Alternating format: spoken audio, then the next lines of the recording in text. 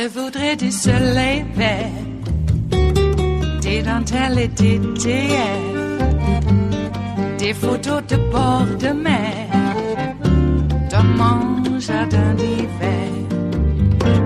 Je voudrais de la lumière, comme en Nouvelle-Angleterre.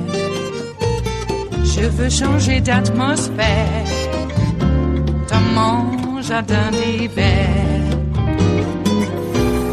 Ma robe à fleurs, sous la pluie de novembre, tes mains qui courent, je n'en peux plus de t'attendre. Les années passent, qu'il est loin, là je tombe. Nul ne peut nous entendre.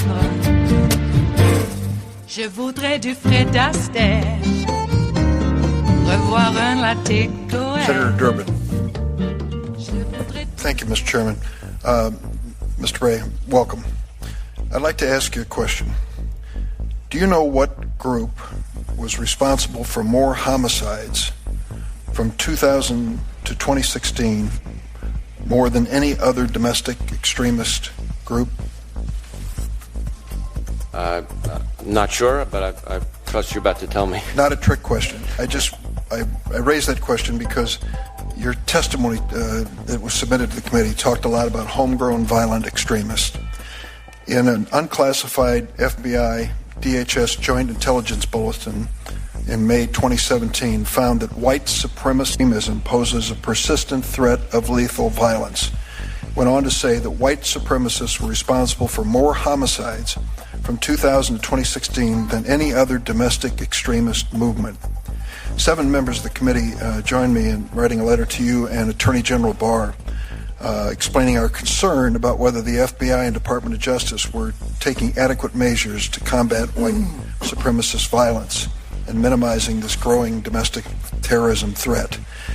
The term white supremacist, white nationalist is not included in your statement to the committee when you talk about threats to America. There is a reference to racism, which I think probably was meant to include that, but nothing more specific. We live in a world where the neo-Nazis and white supremacists are taking lives in many places. A white supremacist murdered 51 Muslim worshippers in New Zealand. In 2017, a white supremacist murdered 6 Muslim worshippers at a mosque in Quebec City, Canada. And in the United States, far-right extremists perpetrated the shootings at the Sikh Temple in Oak Creek, Wisconsin, the Emmanuel African Methodist Episcopal Church in Charleston, South Carolina, the Tree of Life Synagogue in Pittsburgh, Pennsylvania, and the Shabbat of Poway, I'm sorry if I mispronounced that, Poway Synagogue in Poway, California. The reason I raise this is because there is a concern that this is not being taken as seriously as it should be, as one of the real threats in our country. And a concern as well that the FBI has now changed its definition when it comes to race-related crimes. They've created a new category for what you term racially motivated violent extremism. It used to be white supremacist incidents. Could you explain to me why there was this change? Do you consider this a serious threat and what you're doing about it? I ask you this in the context of a national conversation that's taking place every single day under this presidency about the issue of race and incitements to emotion and violence by the people who are using race as the motivator. So, Senator, first, let me sort of unpack your question a little bit. Needless to say, we take domestic terrorism or hate crime, regardless of ideology, extremely seriously, I can assure you. And we are aggressively pursuing it, using both counterterrorism resources and criminal investigative resources, and partnering closely with our state and local partners. In just the last little while, we've had cases involving, for example, the Coast Guard lieutenant who was planning an attack on elected officials and TV anchors here in this area. We've had militia members. Was that motivated by a white supremacy belief? I think it would be a version of that, certainly. We Our focus, when you asked about the categorization, our focus is on the violence. We, the FBI, don't investigate ideology no matter how repugnant.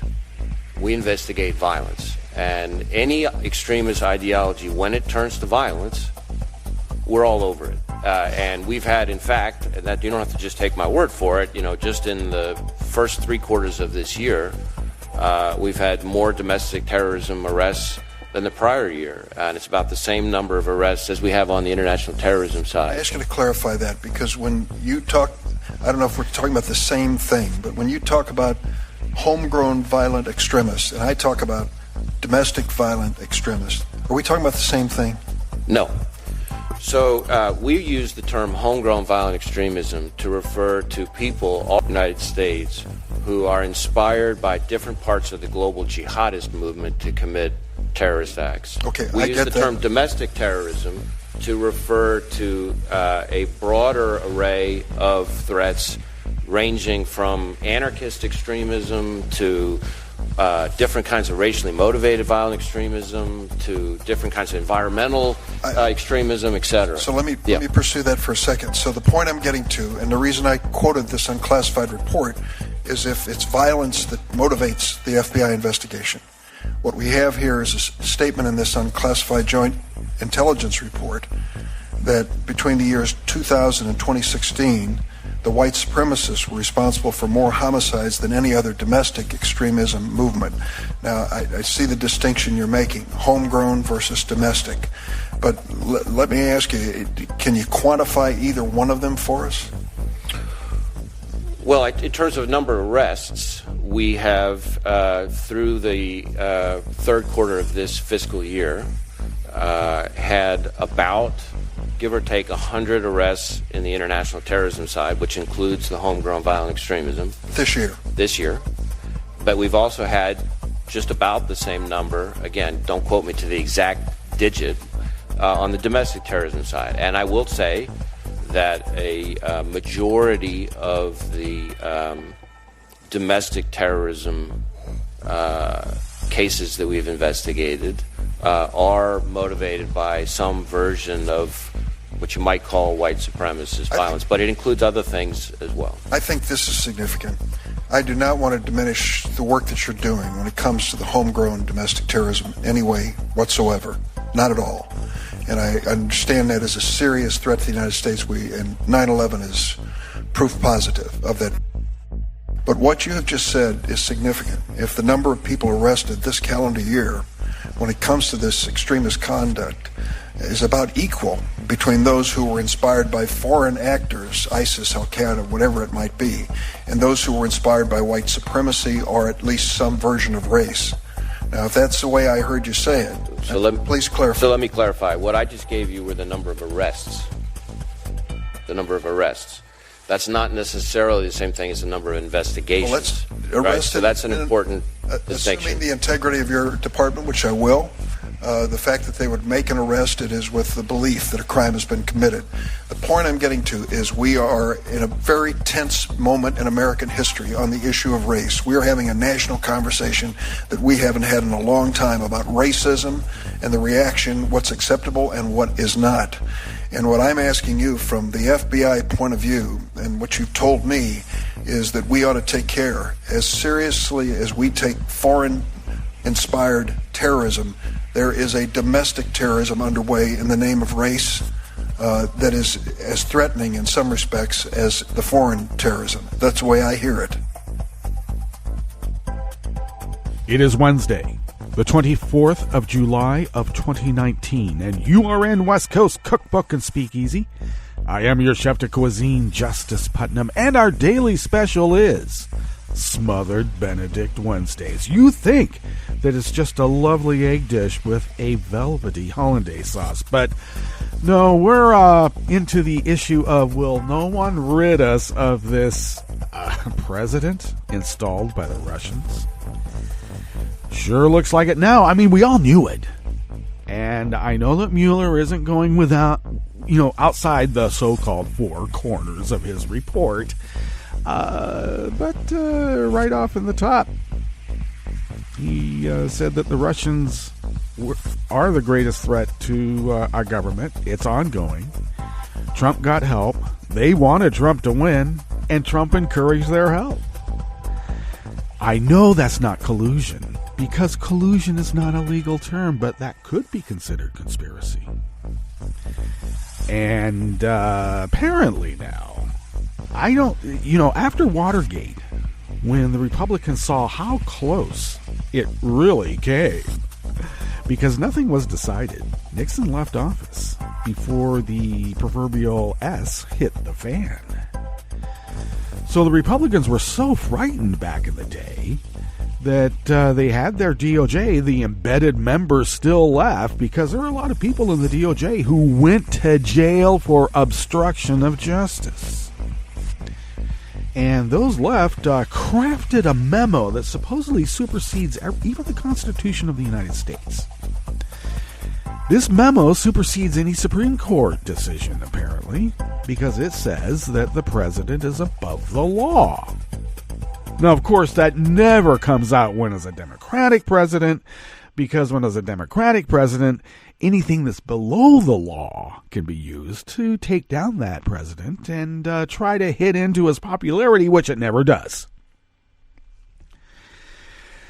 But it's convenient as a get-out-of-jail card in Monopoly. They think they're playing Monopoly because they don't believe in free enterprise. They don't believe in democracy. They believe in holding all the power and get a out-of-jail card.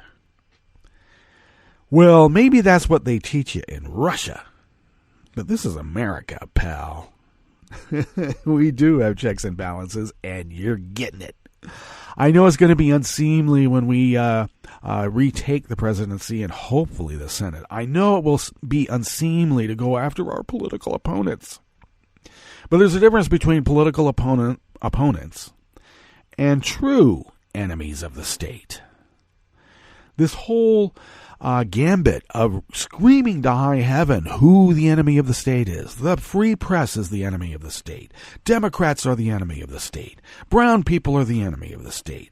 Anybody who is not a white Republican is an enemy of the state. Because when you play the refs, they don't know who the enemy of the state is. Everybody is? Well, I've known a few cops who think that. Everybody is guilty until proven innocent, and we might not be able to ever deem them innocent because they're not us. On the other hand, you can't tell the cops what to do, and Trump thinks that he could tell the cops what to do. I know he's got Bill Barr, the tainted sheriff, but he's not a cop. He's a lot more dangerous than Barney Fife, let's put it that way.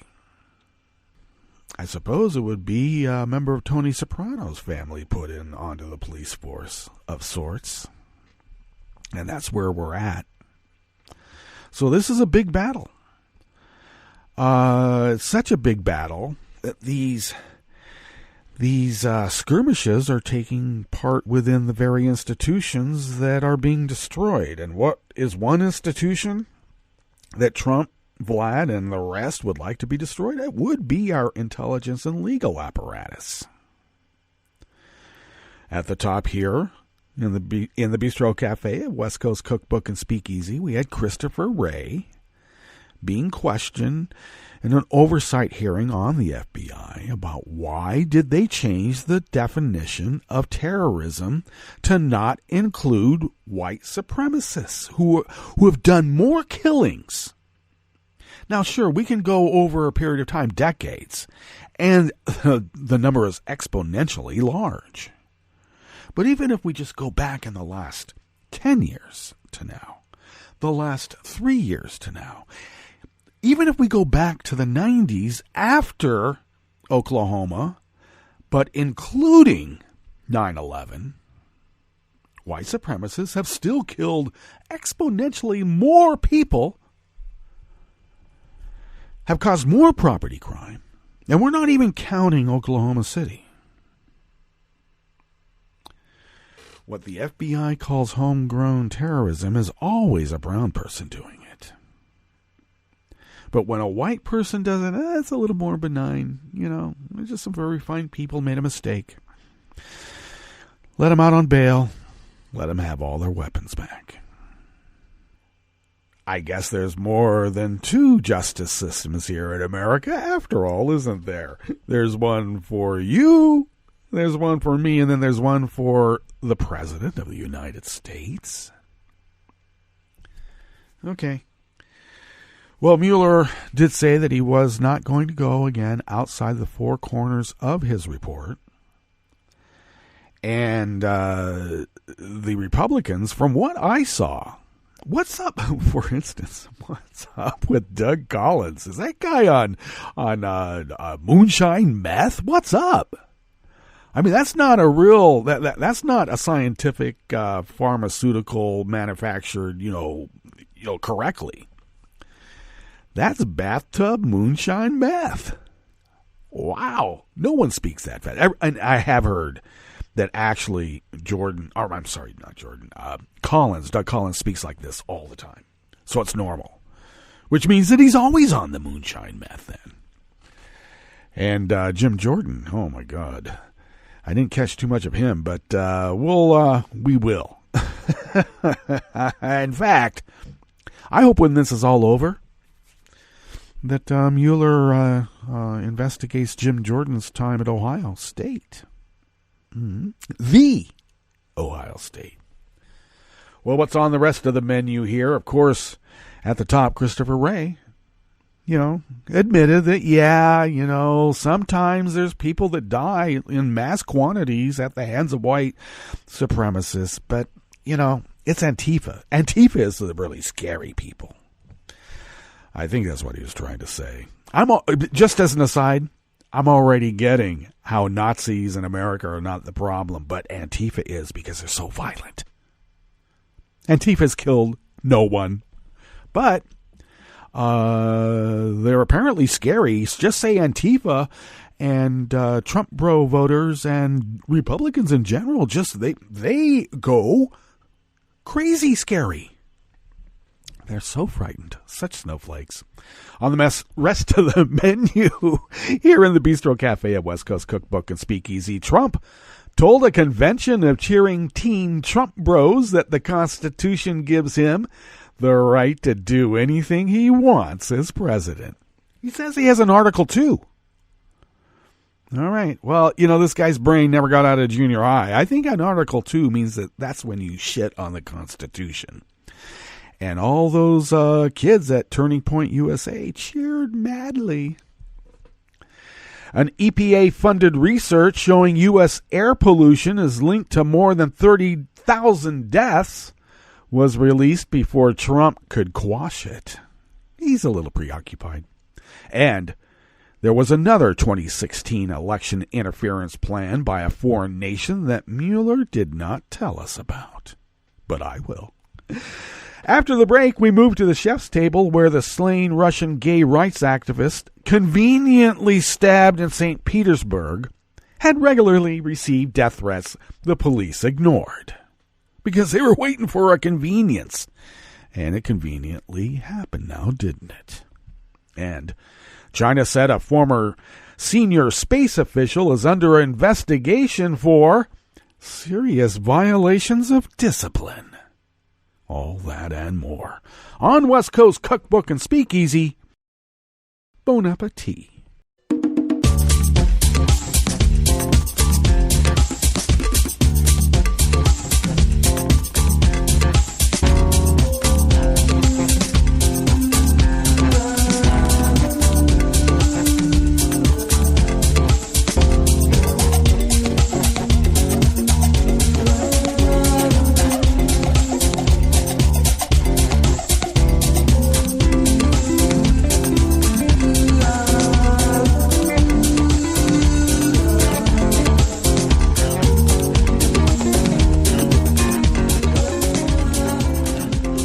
Bottom of our homepage at netrootsradio.com. To the rightish of the page, right there by the social media scroll, is the chat room link monitored by Kelly Lincoln. Thank you, Kelly.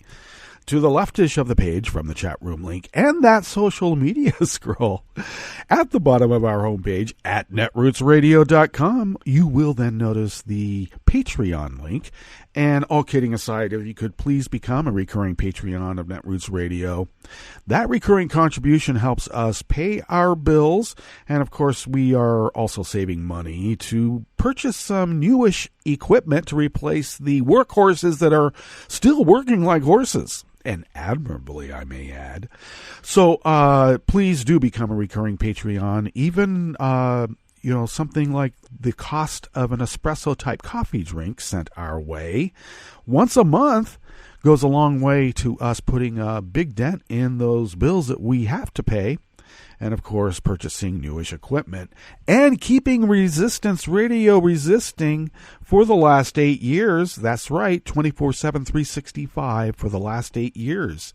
And we resist as the founders originally intended. And thank you for your generosity. If you would like to follow Netroots Radio on Twitter and follow it over there on that social media scroll, you can do so by going to @Netroots Radio. And Tom takes care of that, and thank you, Tom. I, of course, take care of @JusticePutnam. And I also post the show notes and links diary on Daily Codes about 10 minutes before showtime, and then get that link out on social media as quickly as I can. Follow the show on Twitter @CookbookWest, and pick up podcasts by way of Spreaker, Stitcher, TuneIn, iHeart, YouTube, iTunes, and wherever podcasts can be found. And they're there, all of them. All right. This Mueller hearing is, I'm going to have to catch up. I apologize that we're not right into it, but we will be scrambling to do so stay tuned. I know that Hartman will be carrying some of it, but we'll try to go completely live with it before it's over, I hope. Okay. Well, let's look into this first offering here in the Bistro Cafe of West Coast Cookbook and Speakeasy. Smothered Benedict Wednesdays, by the way. Oh, our friend Kylie Joy Gray penned this piece, and it's out of Share Blue Media. Trump gave an hour-long speech yesterday, Tuesday, to Turning Point USA, an organization of conservative teens who support Trump, in which he revived some of his favorite talking points and even offered a few new ones. He relived his 2016 electoral victory. He repeated his smears on the 4 Democratic members of Congress he's been attacking for more than a week. And he claimed the Constitution allows him the power to do whatever he wants. Okay. I did come across a little-known OLC memo that a sitting president cannot be accused of adultery by his Slovenian-born trophy wife. At least not while he's president. Little known memo. Well, Trump says, then I have an Article 2 where I have the right to do whatever I want as president, he claimed to the crowd of MAGA cat fans. But I don't even talk about that. Yeah, because it's not true. Somebody told him about Article 2, and he doesn't know anything about America, okay? He knows more about the Russian government than he knows about the United States government. Let's be clear. And I'm not making this as a hyperbolic statement. It's not hyperbole. No brag. Just fact. It should go without saying that no part of the Constitution grants the President of the United States the right to do whatever he wants. Article 2 does, however, state that the President shall be removed from office on impeachment for and conviction of treason, bribery, or other high crimes and misdemeanors. Now, of course, high crimes and misdemeanors is whatever Congress decides that it is. But I would think that treason and bribery might be well documented. Oh, you say that you can't charge treason because we are not in a declared war. Well, maybe there's an OLC memo that says that when a foreign hostile power declares war on us, that anybody helping that endeavor is committing treason. Now, this is not the first time Trump has claimed that Article 2, which he seems to think is an unknown part of the Constitution that most people aren't aware of, gives him absolute power. Now, the reason that he thinks that it's unknown is because he's never heard of it before, because he's never read the Constitution. He's fine with Mein Kampf next to his bed, or on his bedstand next to his bed. Constitution of the United States? That's socialism, isn't it? Nobody ever mentions Article 2, Trump insisted earlier this month. It gives me all of these rights at a level that nobody has ever seen before. Yeah. Okay, keep believing it, Donnie. Trump isn't known for being much of a reader, but when it comes to the Constitution specifically, the part that says he can be impeached, you might want to consult as many attorneys to make sure he is clear what it actually says.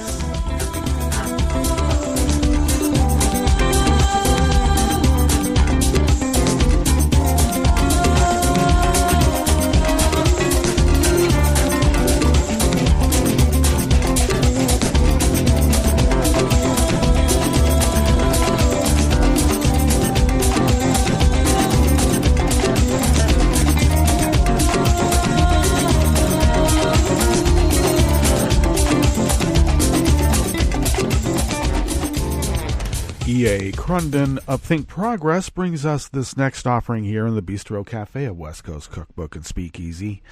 More than 30,000 deaths have been linked to poor air quality in the U.S. over the past 2 decades, according to new research funded by the EPA.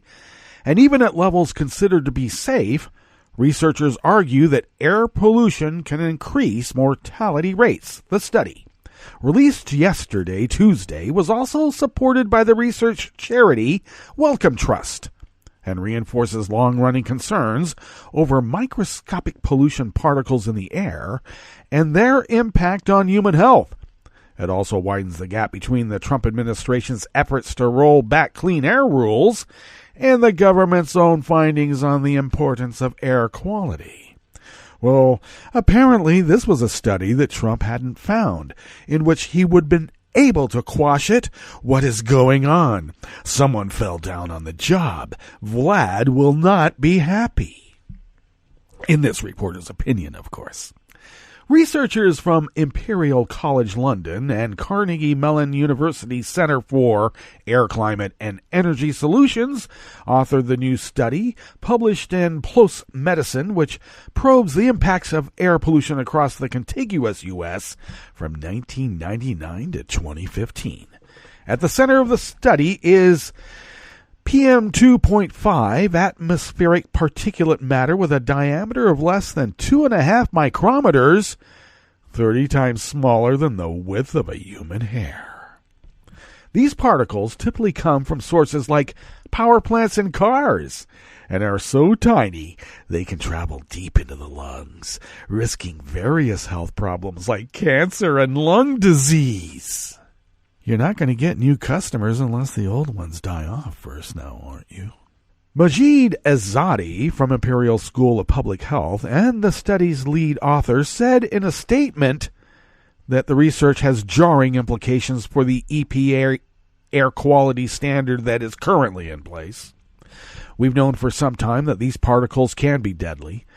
This study suggests that even at seemingly low concentrations, mostly below current limits, they still cause tens of thousands of deaths. Using a combination of satellite imagery, data from over 750 U.S. air quality monitoring stations, and the National Center for Health Statistics, the researchers found that air pollution deaths during the 16-year time period totaled more than 30,369.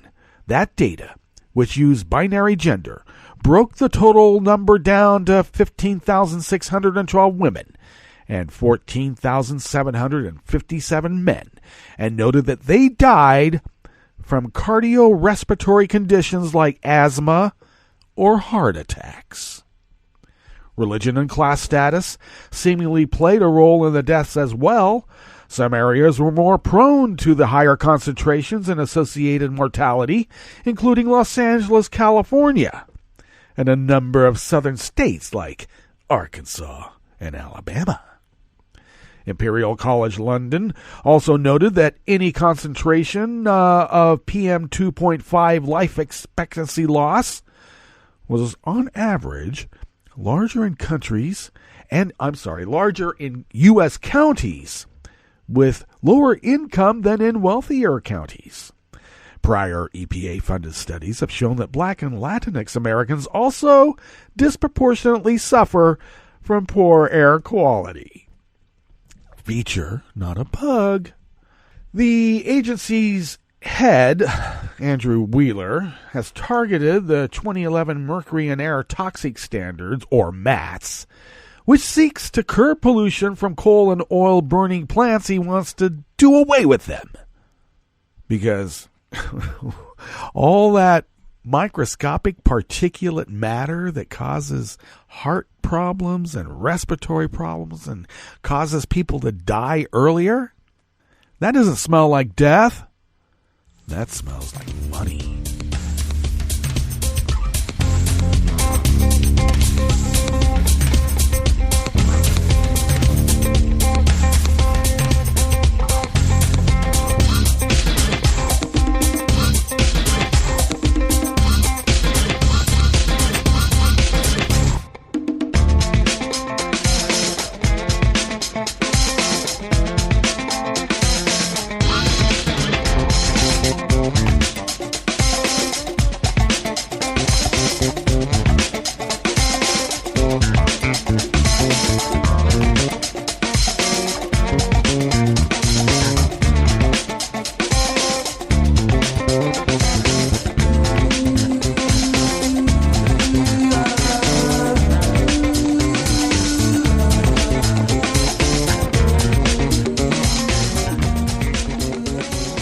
Joshua Eaton, also of Think Progress, brings us this final offering here in the Bistro Cafe of West Coast Cookbook and Speakeasy on this Smothered Benedict Wednesdays.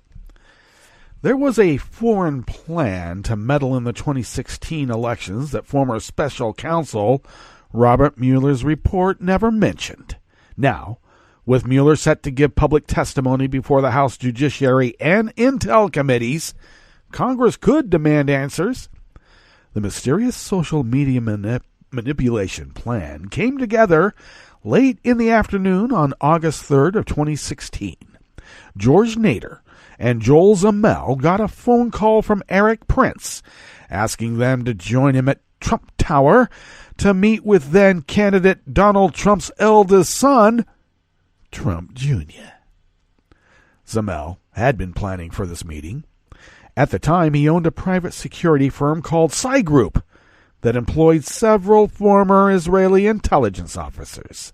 That spring, Zamel had pitched the Trump campaign on a plan to use fake online personas and covert sources to target delegates at the 2016 Republican National Convention and manipulate voters in the lead-up to the 2016 presidential election, along with digging up dirt on Democratic nominee Hillary Clinton and her associates.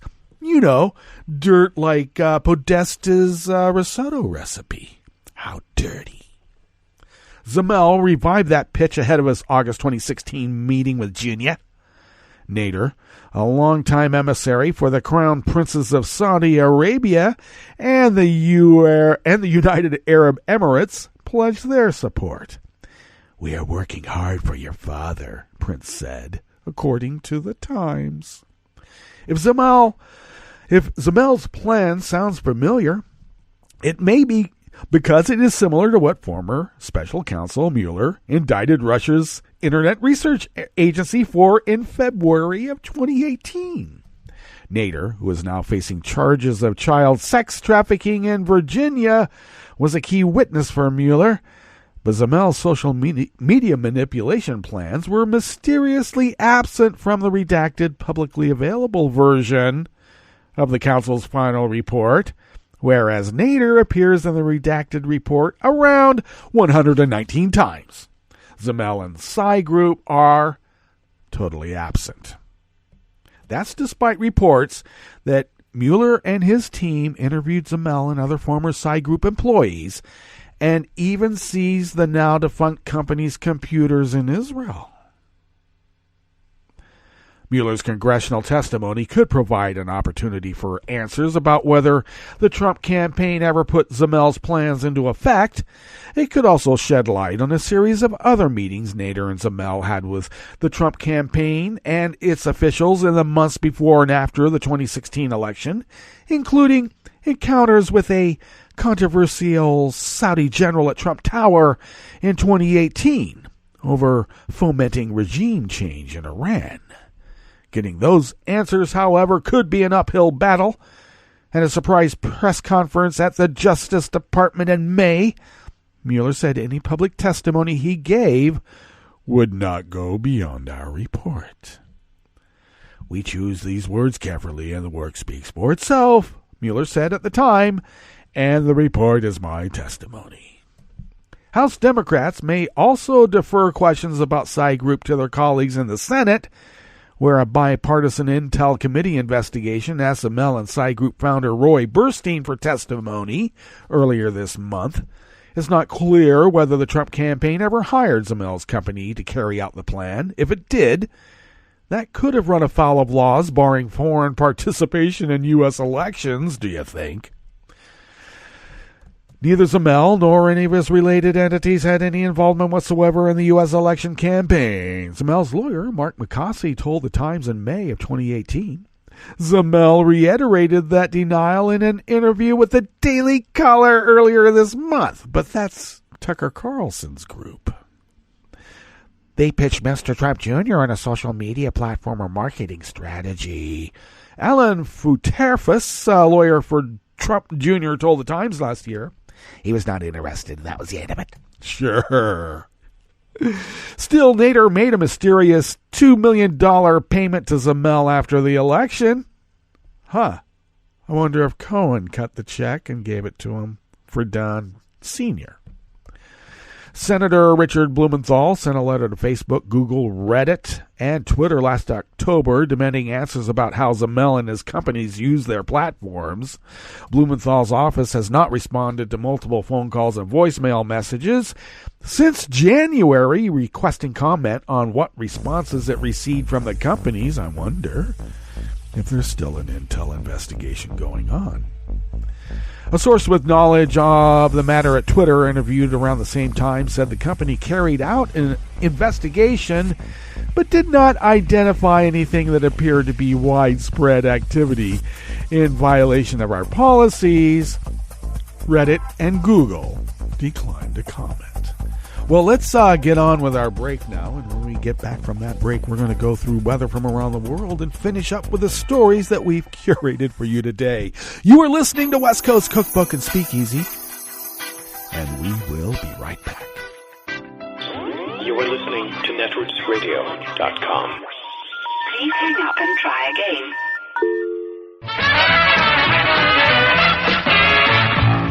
From a point at sea to the circles of your mind, a new force is at work for planetary transformation.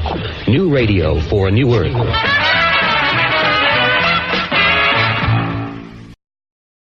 This is Take Two Movie Review. I'm Clinton Johnston. This week, Just Shy of Home.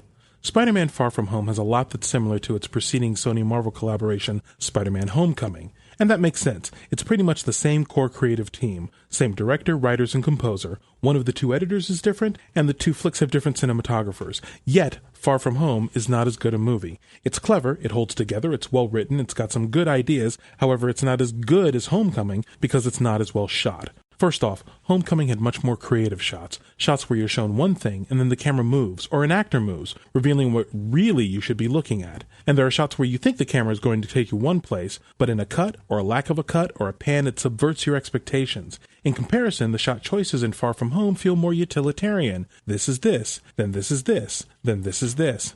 Also, the editing is just not as tight. In Homecoming, cuts are sharper and are at beats that help move scenes along. Tony Stark interrupts Peter Parker, and the cut to Robert Downey Jr. is abrupt enough to help sell that, whereas the cuts in Far From Home take just a hair more time and deflate energy and tension, which is bad when you mix them with the shot strategy. Far From Home spends a lot of time with close-up shot reverse shots.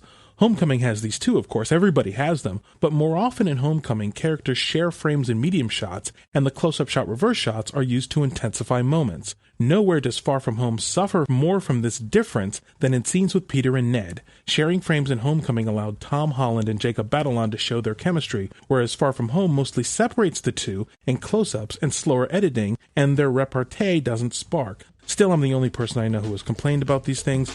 Go see it. Maybe it'll hit home, and I'm just far off base. This has been Take Two Movie Review. I'm Clinton Johnston. Catch up with us at TakeTwoMovieReview.com and feed us back on our page on YouTube.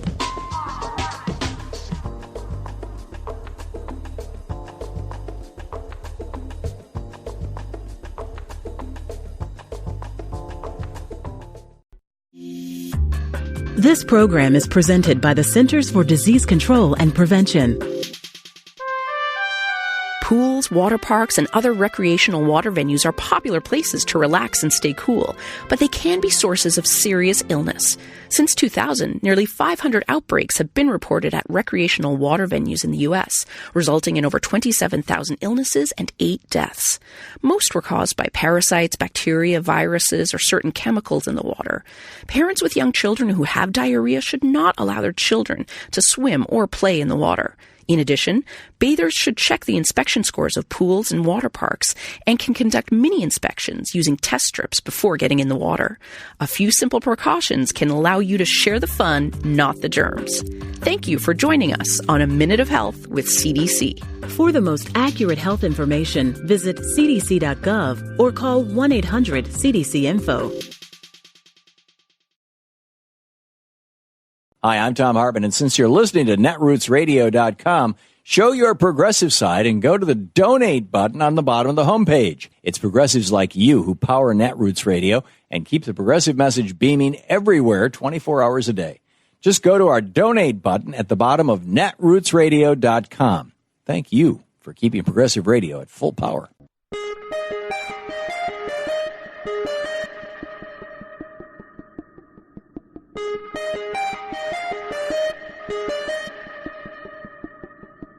I'm Rick Smith, and this is Labor History in 2.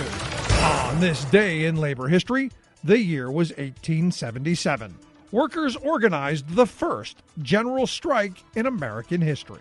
The strike was an outgrowth of the railroad strike, which you may know if you're a regular listener of Labor History in 2, that started 10 days earlier in Martinsburg, West Virginia. The drastic wage cuts demanded by competing railroad magnates brought about a work stoppage in East St. Louis on July 22nd. Railroad workers voted to go on strike, shutting down all freight traffic. The strike quickly spread across the river to St. Louis, which at the time was the nation's third largest manufacturing city. The St. Louis strike was led by the Socialist Working Man's Party. The Working Man's Party called for a mass meeting at Lucas Market that gathered an enormous crowd of thousands of workers to declare their strike. The St. Louis strikers set out clear goals of ending child labor and establishing an 8-hour workday. By the next day, the strike had almost completely shut the city down. The strike lasted nearly a week. However, divisions between rank and file and strike leadership emerged over issues of race. The demonstrations that emerged in the afternoon of the 25th were led by a group of black river workers. In an interview following the strike, an executive committee member said, "We did all we could to get the crowd to disperse." He wanted to keep white strikers from following the lead of black workers. The city's upper classes, startled by the events, began organizing a militia to quell the strike. Finally, federal troops arrived in St. Louis to crush the uprising. Special deputized police joined their forces.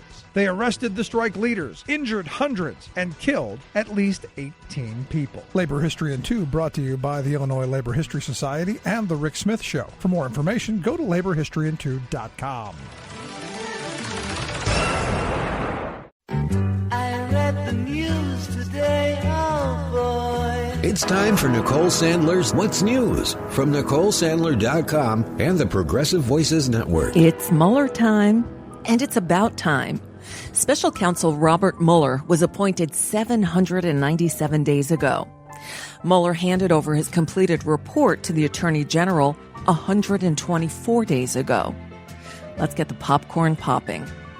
By the time you're hearing this report, Robert Mueller will likely have begun his testimony before the House Judiciary Committee. That session is expected to run about 3 hours, from 8:30 Eastern Time until 11:30. After a short break for lunch, Mueller returns for his second hearing, this one before the House Intelligence Committee, from noon until about 2 or 2:30. To watch it on TV, just turn it on. Everyone is carrying it, as it should be. Mueller is expected to make a brief opening statement to both committees before giving them a lengthy official statement. Breaking with tradition, though, a copy of his remarks were not released to the press in advance of him speaking them. Mueller has also been warned by the Department of Justice that, quote, any testimony must remain within the boundaries of the public report. House Judiciary Chairman Gerald Nadler said Mueller should ignore Justice Department attempts to stifle his testimony, referring to their efforts as, quote, part of a cover-up. Because of this, Democrats aren't really expecting any new bombshells, but still believe his testimony will help inform the American public. After all, most have not read the report, so hearing the facts contained therein just might constitute a number of bombshells. Trump has said the report concluded there was no collusion and no obstruction. But Democratic lawmakers plan to highlight at least 5 instances of what they say is obstruction of justice from the report. Mueller's team made a last-minute request that Aaron Zelbley, one of his longtime aides, be sworn in to testify with him. Trump lashed out about Zelbley's potential role in the testimony, tweeting Tuesday night that the decision was very unfair. Oh, well. Normally on a day like this, the White House would hold some sort of press briefing. This is our reminder to you that it's been 135 days since the last formal on-camera press briefing from this administration. Sorry, shouting questions and answers over the sound of Air Force Two doesn't count. As America is glued to our TVs for Mueller's testimony, the UK is bracing for Boris. Yep. Theresa May makes her last appearance as Prime Minister before formally resigning in front of the Queen. Then the Queen will ask Boris Johnson if he is capable of forming a government. I'll let that sit here for just a second. When he confirms, she will invite him to be Britain's next leader. In the next few days, Johnson's expected to sweep out most of May's cabinet and replace them with his own appointments. And then I guess we just wait and see. The title of Britain's Prime Minister is a grand one, held by Sir Winston Churchill. We cannot aim at anything less than the union of Europe as a whole. And Margaret Thatcher. We are living in historic times. Now Britons are bracing for Boris. As the leader of the Conservative and Unionist Party. The pro-Brexit Conservative, Boris Johnson, will take the helm after a self-described dud campaign. Deliver, unite and defeat was not the perfect acronym for an election campaign, since unfortunately it spells dud. But they forgot the final E, my friends, E for energise. And I say to all the doubters, dude, we are going to energise the country. We're going to get Brexit done. Unlike Donald Trump, to whom he's often compared, the dutifully dishevelled politician has a long history in politics. Johnson has served as Member of Parliament, Mayor of London and Foreign Secretary. Still, an unsettling history of hang-ups looms large over his career. He's tackled PR disasters before. But now as PM, his reputation will get more serious scrutiny. Johnson has insulted Muslim women, the people of Papua New Guinea, black people, and President Obama with racist comments. Diplomatically deplorable gaffes, alleged infidelity, and untruths have been commonplace. There is such a rich thesaurus now of things that I've said, somehow misconstrued, that it would really take me too long to engage in a full global itinerary of apology to all concerned. And in 2015, all concerned included Donald Trump, then a cross-the-pond political candidate plagued by, well, alleged infidelity, racist remarks, and lies. Speaking of resignations, Puerto Rico's embattled Governor Ricardo Rossello is expected to resign today after more than a week of protests that have rocked the capital city of San Juan. It all began to unravel on Tuesday when Rossello's chief of staff handed in his resignation, citing the welfare of his family amid the ongoing unrest. The protests erupted after the publication of offensive group chat messages about Hurricane Maria victims exchanged between the governor and members of his inner circle. They've also cited government corruption, high poverty rates, crushing debt, and a painfully slow recovery after Hurricane Maria crippled the island in 2017. And that's just a bit of what's news for now. I'm Nicole Sandler. If you appreciate these reports and the Nicole Sandler Show, I hope you'll consider making a contribution. My work is 100% listener funded, and I can't do it without your help. Find out more at NicoleSandler.com/donate.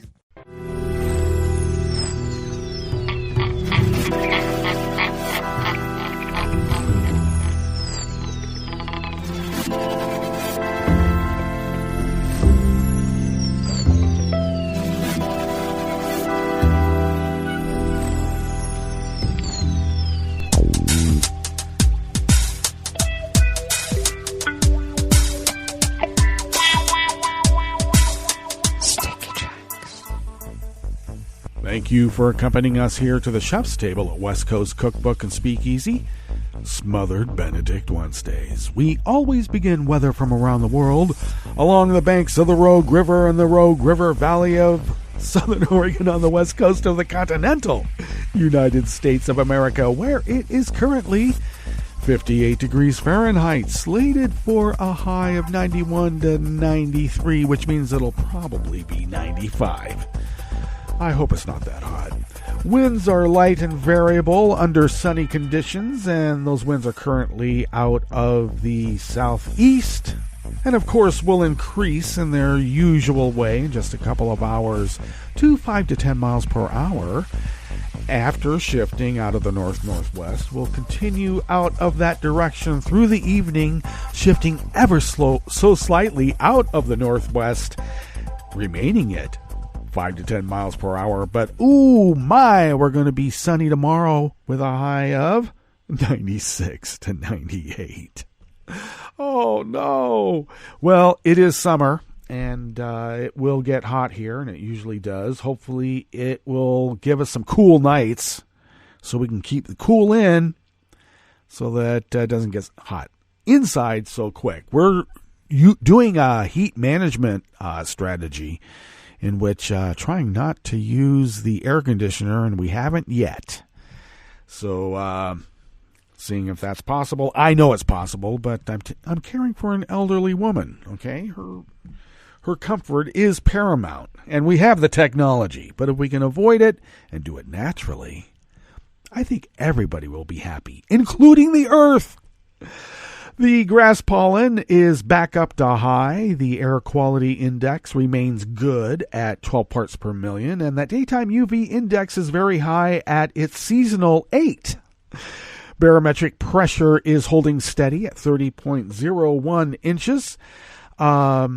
Visibility is up to 10 miles, and relative humidity is at 72%. Though it will get drier, it's a bit humid right now. Though sunny conditions, you can see the mist hovering around the waterways. Quite beautiful. Weather from around the world is brought to you by people's personal weather stations that they purchased. These people planted these purchased personal weather stations somewhere on their property, and these people positively live around the world. Trump's got his P-tape. I got mine. London is 90 degrees and sunny with a heat advisory. Paris is 102 and sunny with a heat advisory. Get out of Paris. It's too hot there. Rome is 95 and sunny with no heat warning. Give me a break. Kiev is 75 and fair. Kabul is 90 degrees and fair. Hong Kong, 82 and partly cloudy. Tokyo, 80 and partly cloudy. Sydney, Australia is 51 degrees and clear. San Francisco, California is 58 and fair with a wind advisory on the bay and offshore for small craft. And New York, New York is 77 degrees Fahrenheit and partly cloudy. And that is weather from around the world, brought to you by people's personal weather stations that they purchased. These people planted these purchased personal weather stations somewhere on their property, and these people positively live around the world.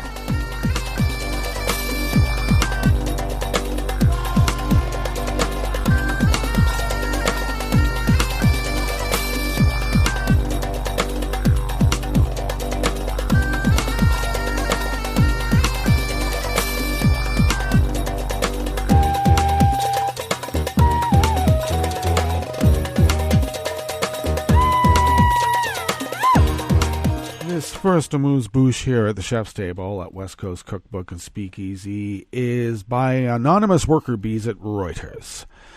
A Russian activist for LGBT rights who was fatally stabbed in St. Petersburg had regularly received death threats and reported them to the police, who did nothing to protect her before she was murdered. Elena Grigorieva, 41, was found dead with multiple knife wounds Sunday evening. According to a statement from the investigative committee, the state body that investigates major crimes. Recently, she had been a victim of violence and was regularly threatened with murder, a rights activist who said he knew Grigorieva wrote on Facebook. Lena and her lawyer appealed to law enforcement, both on account of violence and on account of threats, but there was no reaction. Police in St. Petersburg confirmed she had reported being threatened repeatedly, but said the threats had not seemed a risk to her life and were related to domestic conflicts with people she knew, because there's always a convenient way to get rid of a critic.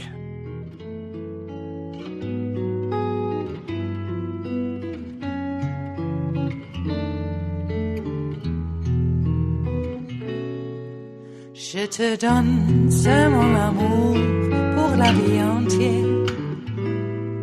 La promesse de me trouver à tes genoux.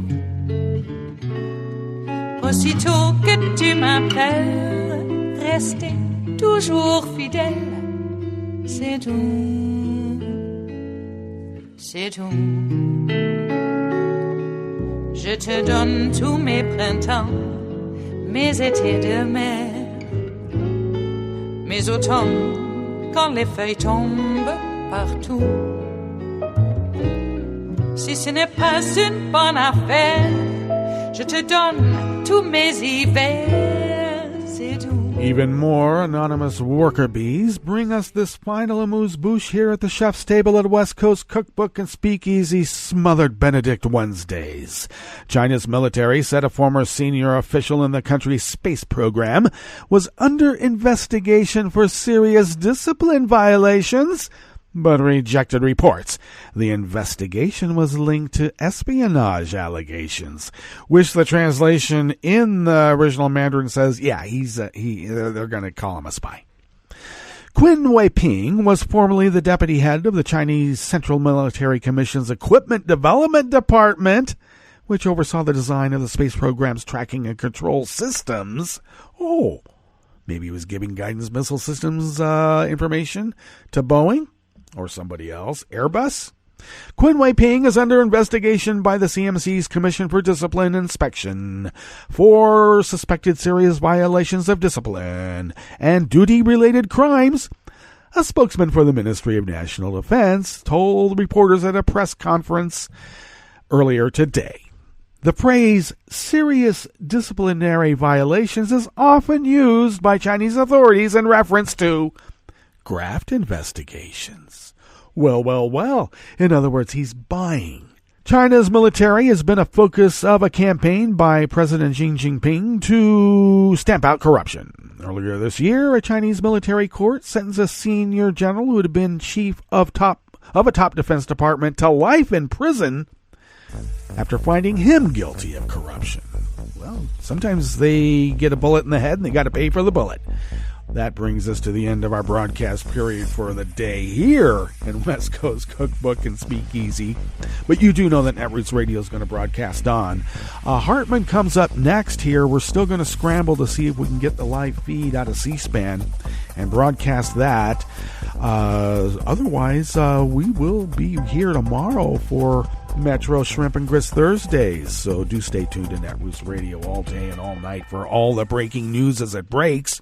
And we'll meet up here tomorrow, right here in West Coast Cookbook and Speakeasy. Bon appetit.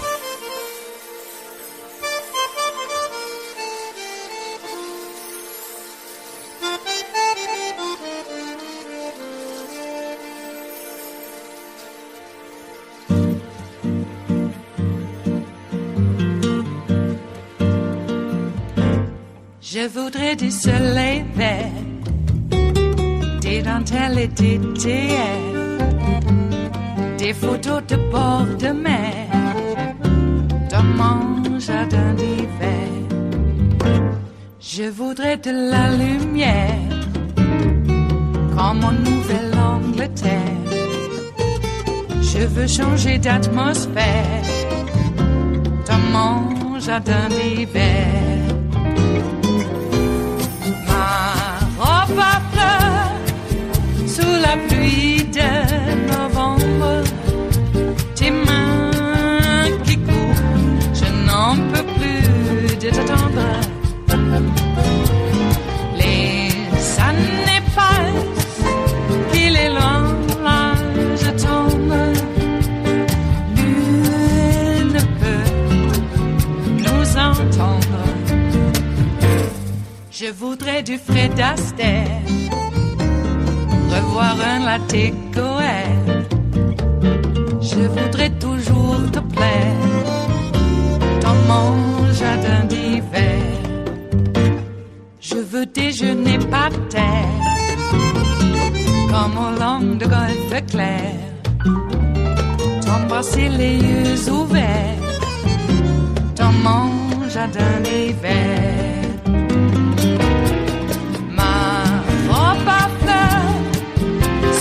Pluie de novembre, tes mains qui courent, je n'en peux plus de t'attendre.